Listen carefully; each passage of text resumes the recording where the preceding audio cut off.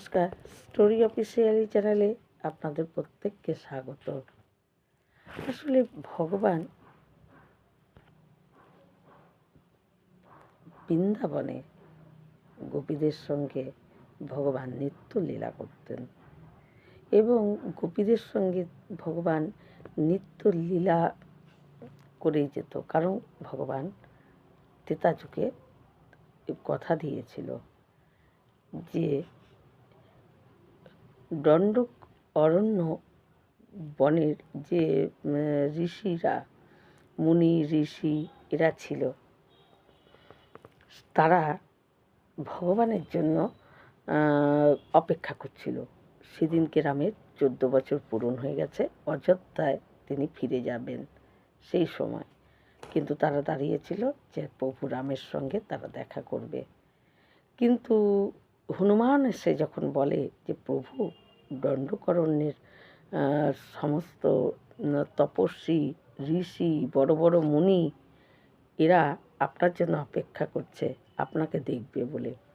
তখন রাম হনুমানকে বলে যে হনুমান, যদি আমি এখন ওই দণ্ডকাননে এদের সঙ্গে দেখা করতে যাই, এরা আমাকে সহসা ছাড়বে না, আমার দেরি হয়ে যাবে।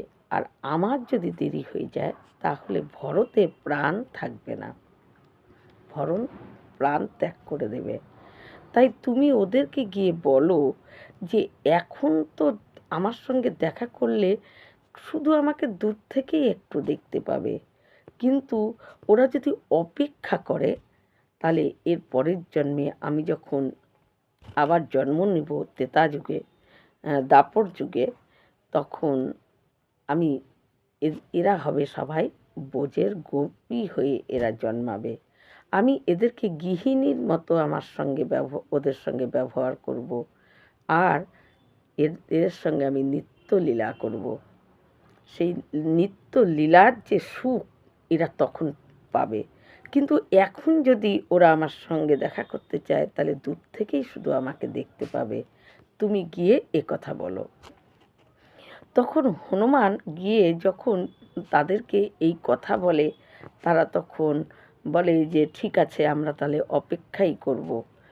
আমরা বৃন্দাবনের গোপী হয়ে প্রভুকে আমাদের তার গৃহিণী রূপ হয়েই আমরা তাকে পেতে চাই, এবং আমাদের সঙ্গে নিত্য লীলার সুখ, ভগবানের সঙ্গে যে লীলার সুখ, সেই সুখ আমরা পেতে চাই, তাই আমরা অপেক্ষা করছি।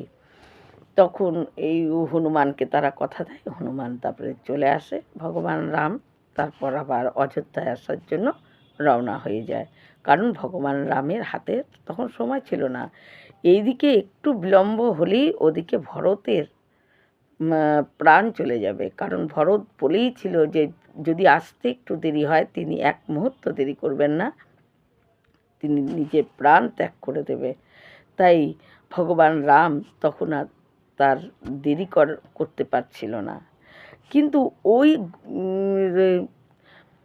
দাপর যুগে ওই বড় বড় ঋষি তপস্বী এরাই বৃন্দাবনের গোপী হয়ে জন্মায়, এবং ভগবান তাদেরকে কথা দিয়েছিল যেহেতু ভগবান নিত্য লীলা, তাদেরকে লীলার আনন্দ দান ভগবান তাদের সঙ্গে করত।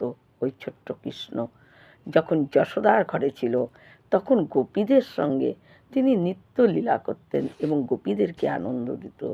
কোনো সময় তিনি ননি চুরি করে, আসলে ননি চুরি কি, গোপীরাই মাখন রেখে বলতো যে যদি নাকি নন্দের ছেলে ওই গোপাল এসে, কানাই এসে এই ননিটা চুরি করে তাহলে তাদের ভিতর থেকে কিন্তু ভালো লাগতো, কিন্তু উপরে তারা এক বাহানা দেখাতো। যশোদার কাছে নালিশ করতে যেত। কেন যেত? কৃষ্ণকে দেখার জন্য, ওই কানাইকে দেখার জন্য তারা কি করত, আমাদের মাখন খেয়ে নিয়েছে চুরি করে, এই নালিশ জানানোর জন্য যেত। কিন্তু নালিশ তাদের ভিতর থেকে নালিশ ছিল না, তাদের নালিশটা ছিল কি, কৃষ্ণ দর্শন, কৃষ্ণকে দর্শন করার যে লালসা, যে ইচ্ছা, সেটার জন্য তারা নালিশ করতে যেত।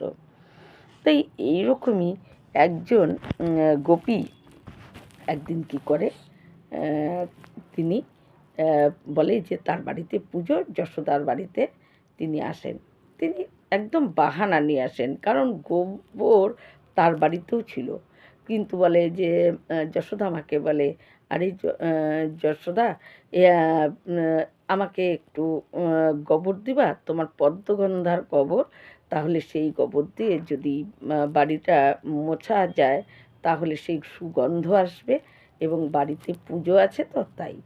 যশোদার তো 9 লক্ষ গরু, তাহলে পাহাড়ের সমান গোবর, তাই বলছে যে হ্যাঁ নিয়ে যাও। কিন্তু তখন মনে যে গোপীর ওই আশা যে তার যশোদার সঙ্গে কথা বলে গোবর নিয়ে যদি চলে যায় তাহলে তো তার আশা পূরণ হবে না। তার যে কৃষ্ণকে দর্শন করার অভিলাষ, যে মনের ইচ্ছা, সেটা ভগবান ওই ছোট্ট কানাই সে জানতে পারে যে গোপী আসলে আমাকে দর্শন করার জন্য সে বাহানা নিয়ে এসেছে।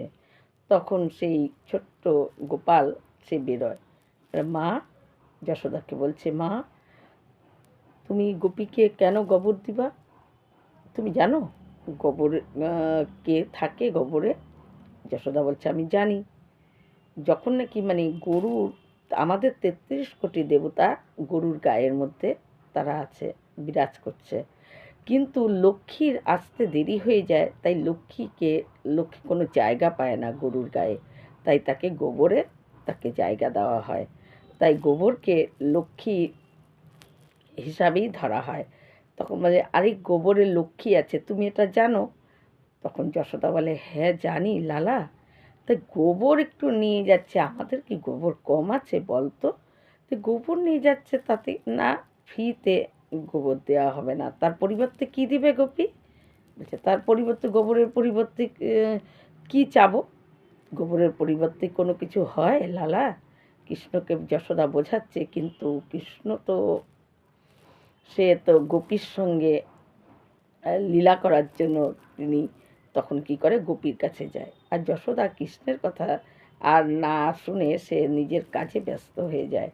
এবং তখন ওই ভগবান কৃষ্ণ যে তিলকীনাথ, এই জগৎকে যে পালন করছে, যার চোখের চোখ বন্ধ করলে প্রলয় হয়ে যায়, চোখ খুললে সৃষ্টি হয়, সেই প্রভু ভাবা যায় না যে সেই তিলকীনাথ সে ছোট্ট একটা শিশু সেজে সে গোপীর সঙ্গে যাচ্ছে। আরে গোপী, আমার মা খুব ভোলা সরল, তার জন্য আমার মা থেকে বলে ফ্রিতে গোবর নিয়ে তুমি চলে যাবে, মুক্ত কিছু পাওয়া যায় না, এর জন্য তুমি কি দিবে? এর মূল্য? বলছে, আরে লালা, এই গোবরের আবার কি মূল্য হয় বলতো? বলে, না, গোবরের মূল্য দিতে হবে, না হলে গোবর নিবা না, আমি নিতে দেব না। তখন ওই গোপী বলে, আরে লালা, তুই কেন এরকম করছিস? একটু গোবরই তো নিয়ে যাচ্ছি, অন্য কিছু তো না। তখন বলছে, গোবর হলেও আমি তো খালি বিনামূল্যে নিয়ে যেতে দেবো না, তুমি কি মূল্য দিবা? তখন গোপী বলে যে ঠিক আছে, আমি যতটা গোবর নিব ততটা মাখন দিয়ে যাব। তখন ওই ছোট্ট কানাই বলে যে ঠিক আছে, এটা আমি মেনে নিলাম, তাহলে এখন তুমি কতটা গোবর নিবা আমি সেই হিসাব রাখবো কি করে? আমি তো গণিত জানি না, আমি গুনতেও পারি না, তাহলে আমি হিসাব রাখবো কি করে? আমি তুমি কতটা গোবর নিলে আমার ততটা মাখন সেই হিসাবে নিতে হবে, আমি তো হিসাব জানি না, তাহলে কি করা যাবে? তখন সেই গোপী বলে, আরে লালা, আমি যতবার গোবর নিয়ে যাব ঝুড়ি করে ততবার তোর কপালে একটা গোবরের টিপ দিয়ে দেবো, তারপর যখন নাকি আমার নেওয়া হয়ে যাবে তুই ওই টিপগুলো গুনে আমি যখন মাখন আনবো, যতটা টিপ ততটা মাখন আমি দিয়ে যাব, তাহলে তো হবে? বলে, হ্যাঁ এটা ঠিক আছে। তখন গোপী কী করে, যতবার ওই ঝুড়ি করে মাথায় গোবর নিয়ে যায়, আর যাওয়ার সময় কি করে, ওই ছোট্ট কৃষ্ণের কপালে গোবরেরই একটা গোল করে কপালে টিপ দিয়ে দেয়। আর আবার আসে, আবার গোবর নেয়, আবার কপালে একটা টিপ দিয়ে দেয়, এই করতে করতে এতখানি টিপ হয়ে গেছে ওই ছোট্ট গোপালের। তখন ওই পদ্মেই মহামুনি যাচ্ছিল, কিন্তু মহামুনি ওই তিলকীনাথ যে ভগবান বিষ্ণু সর্বেশ্বর্বা, এই বিশ্বের যে নায়ক, যার যে পালন করছে, সে তার এই লীলা দেখে মহামুনি ওই নন্দরাজার বাড়ির উপর দিয়ে যাচ্ছিল, সেখানেই তিনি দাঁড়িয়ে পড়েন এবং ভগবানের এই লীলা দেখে তার মনের ভাব উৎপন্ন হয় যে আমি বেকার মহামুনি হয়ে এইভাবে ঘুরে বেড়াচ্ছি। হে প্রভু, তুমি যদি পারো তো আমাকে ওই বৃন্দাবনের একটা গোপী করো, আমি তোমাকে এইভাবেই তাহলে পেতাম। আমার সত্যি আমার থেকে শত গুণের ভাগ্য ভালো এই গোপীদের, তাই আমিও যদি গোপী হতাম। মহামুনির এই ভগবানের এই লীলা দেখে তার এটাই ভাব আসছে, তিনি দাঁড়িয়ে দাঁড়িয়ে সেই ভগবানের তিলকীনাথের লীলা দেখছে। কিন্তু গোপী যতবার যায় তার কপালে টিপ দিয়ে যায়। এই করতে করতে গোপী যখন শেষের বার গোবর নিয়ে যায়, তখন গোপী কী করে, ওই একটা গোল করে তার কপালে টিপ দিতে যাবে, এমন সময় সে পড়ে যাওয়ার ভান করে। সে পড়ে যাওয়ার ভান করে তার ঝুড়িটা কানাইয়ের মুখের মধ্যে একদম লেগে যায়, পুরা গোবরে গোবর গোটা মুখ। তখন দিয়ে গোপী দৌড় মারে, পালিয়ে যায়। এবং তখন কানাই কী করে, ছোট্ট কানাই যশোদা মাকে ডাকতে ডাকতে আর এবং কাঁদতে কাঁদতে, মা দেখো গোপী কতটা চালাক, ও আমাকে বলছে যে যতটা গোবর নেবে ততটা মাখন আমাকে দিয়ে যাবে। আমি তার হিসাব রাখছিলাম, ও যাওয়ার সময় যতবার গোবর নিয়েছে ততবার আমার কপালে টিপ, একটা করে গোবরের টিপ দিয়ে যেত। কিন্তু ওর শেষে যখন গোবর নিয়ে যায়, সেইবার ওর ঝুড়িটা আমার মুখের মধ্যে ও পড়ে যেতে নেয় এবং আমার মুখের মধ্যে একদম ঠেসে দিয়ে ও পালিয়ে গেছে। কিন্তু আমার মুখে চোখে মানে ছোট্ট কৃষ্ণের মানে গোবরে ভর্তি। তখন যশোদা মা তাড়াতাড়ি করে আসে এবং জল নিয়ে এসে কৃষ্ণকে যেই মুখ ধোয়াতে যায়, তখন বলে, মা টিপ যেন নষ্ট না হয়, কারণ হিসাব করে কিন্তু আমার মাখন নিতে হবে। যশোদা মা এর মানে তার ছেলে মানে কৃষ্ণের কানাইয়ের এই কথা শুনে নিজেই হেসে দেয় এবং বলে, আরে লালা, তোর কপালের টিপ কি আর একটাও আছে? গোবরে তো তোর গোটা মুখ ভরে গেছে। তখন বলে যে আমি এখন তাহলে মাখন কি কোন হিসাবে নিব? গোপী দেখো কেমন দুষ্টামি করলো। তখন ভগবান এর এই লীলা দেখে এবং সামান্য একটা গোবর নিয়ে ভগবান গোপীর সঙ্গে এতটা লীলা করছে, যখন যশোদা মা তখন বলছে, আরে কানাই, আরে লালা, বাড়িতে কি কোনো মাখন কম আছে? তুই কেন সেই একটু গোবরের জন্য মাখন আনতে যাবে? না মা, আমার সঙ্গে গোপীর কথা হচ্ছে, আমি ওর বাড়ির থেকে আমি ও অনেক গোবর নিয়ে গেছে, যতটা গোবর নিয়েছে আমি ততটা মাখন নিয়ে আসবই।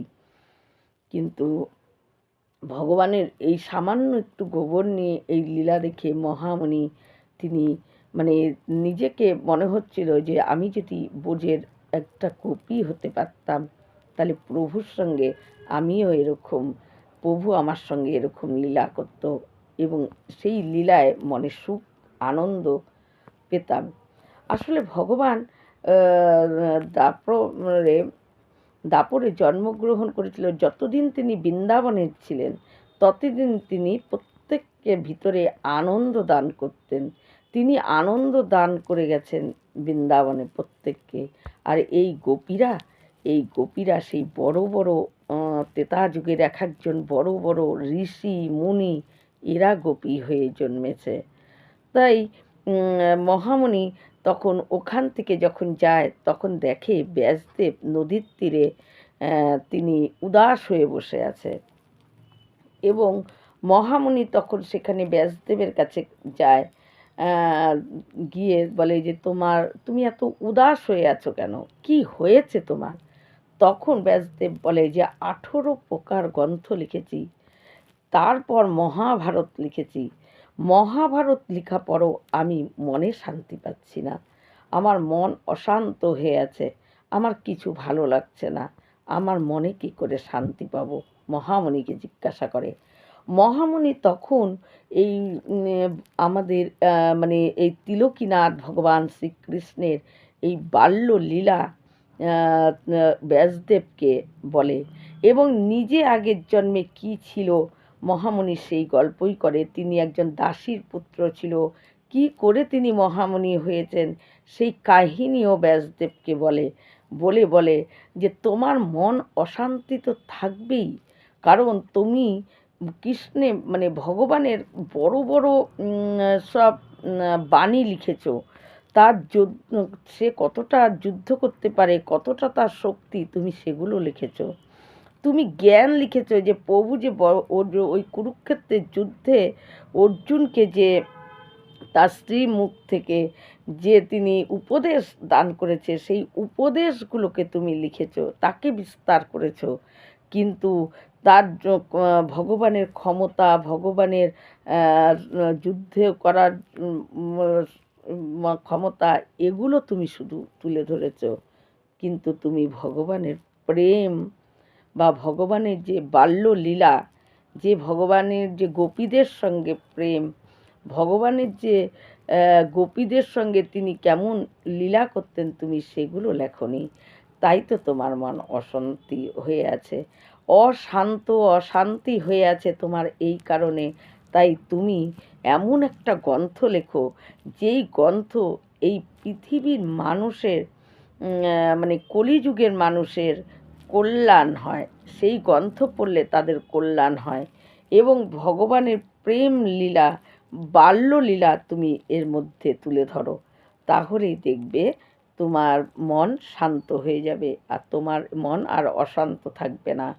তখন মহামুনির তার নিজের আগে জন্মে কী ছিল, কী করে তিনি মহামুনি হলেন, সেই কাহিনী তিনি বলেন।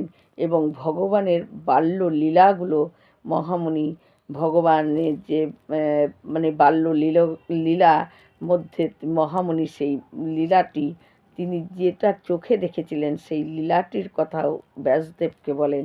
এবং ব্যাসদেবকে বলে যে ভগবানের এই প্রেম স্বরূপ, ভগবানের প্রেম, সেটা তুমি লেখো এবং তার বাল্যলীলা লেখো, যা পড়লে মানুষের মনে ভক্তি বাড়বে, সেই জিনিসটি লেখো, দেখো তোমার মনে শান্তি হবে। তখন ব্যাসদেব শ্রীমদ্ ভাগবত রচনা করেন এবং এটা শ্রীমদ্ ভাগবত সাক্ষাৎ ভগবান শ্রীকৃষ্ণ কলিযুগের তিনি শ্রীমদ্ ভাগবত রূপেই তিনি বিরাজ করছেন ভগবান শ্রীকৃষ্ণ।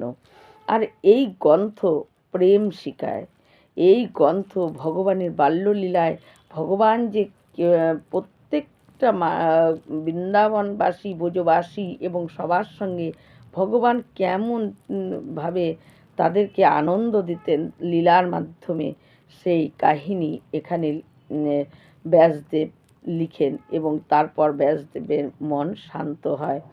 কিন্তু এই শ্রীমদ্ভাগবত আসলে প্রেম শিখায় এবং শ্রীমদ্ভাগবত যদি জ্ঞান এবং উপদেশ এগুলো জানতে হয়, এগুলো শিক্ষা নিতে হয়, তাহলে অন্য গ্রন্থগুলোকে পড়তে হবে। কিন্তু শ্রীমদ্ভাগবত ভক্তি বাড়ায় এবং শ্রীমদ্ভাগবত প্রেম শিখায়। তাই শ্রীমদ্ভাগবত হলো সমস্ত ধর্মগ্রন্থের মধ্যে শ্রেষ্ঠই হলো শ্রীমদ্ভাগবত, যা ভগবান শ্রীকৃষ্ণের সাক্ষাৎ রূপ। এবং এই শ্রীমদ্ভাগবতেই ভগবানের একটা জ্যোতি বিলীন হয়ে গিয়েছিল। আর কলিযুগের এই শ্রীমদ্ভাগবতই হলো ভগবান শ্রীকৃষ্ণের স্বয়ং রূপ। তিনি আর অন্য কিছু না, তিনি স্বয়ং ভগবান শ্রীকৃষ্ণ। এই রকম ভিডিও পাওয়ার জন্য আমার চ্যানেলটিকে সাবস্ক্রাইব করবেন। নমস্কার।